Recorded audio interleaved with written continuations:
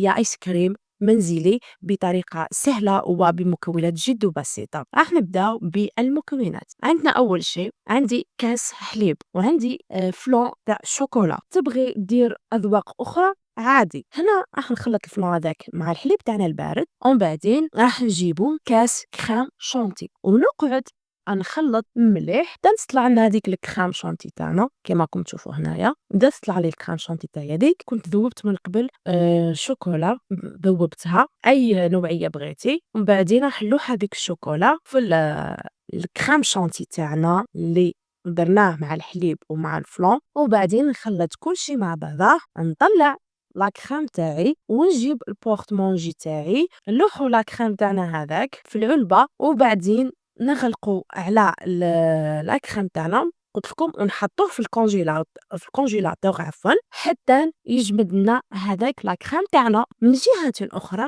راح نزيدو نخدمو بذوق الكراميل، كذلك كاس حليب وزيدوا لها شكاره فلون تاع نواغا استعملت بذوق الكراميل، واللوح كذلك الكريم شونتي تاعي، ودوكا نقعد نخدمو بيان حتى يطلع لا كريم تاعي بهذه الطريقه. فوالا شوفوا القوام تاعو كيفاه يجينا. نجيبو كذلك علبه نلوحو فيها لا كريم تاعنا كيما الطريقه الاولى، ونسويو نعدلو هذيك لا كريم تاعنا مليح في هذيك العلبه تاعنا هكا، ونغلقو عليها ونحطوها كذلك في الكونجيلاتور.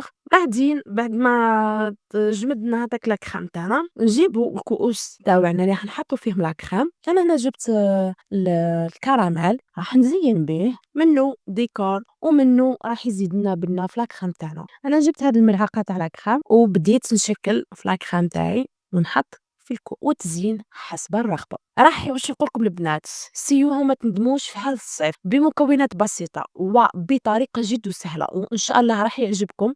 سيوها وراح تعجبكم بزاف بزاف وراح تدمنوا عليها في هذا الصيف، ووليداتكم راح يحبوها كذلك. شاهدكم في الجنه ان شاء الله.